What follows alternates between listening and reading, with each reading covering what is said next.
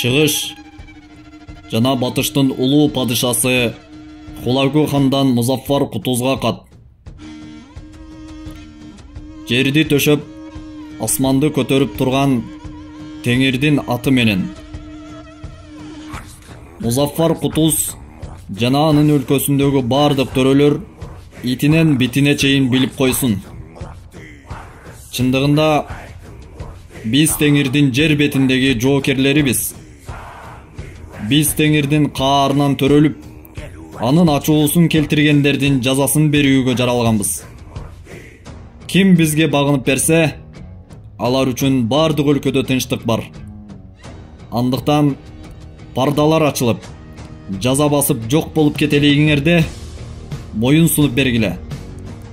Жана бул катты баарына жеткиргиле.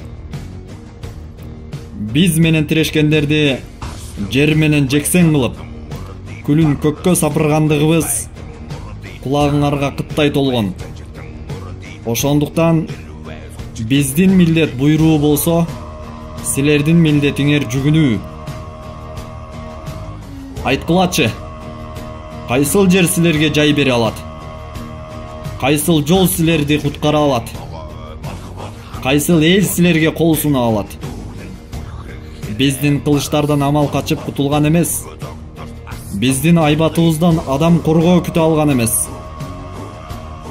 Унааларыбыз аргымактын таптуусу, куралдарыбыз найзалардын уштуусу, жүрөктөрүбүз тоо, көксөгөнүбүз жоо.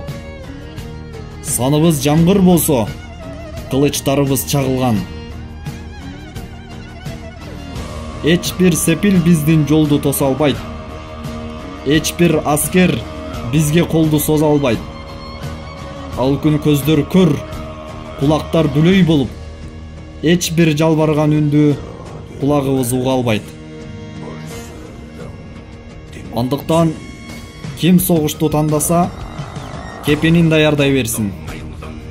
Ал эми ким багынууну камдаса, кепилдигибиз даяр десин.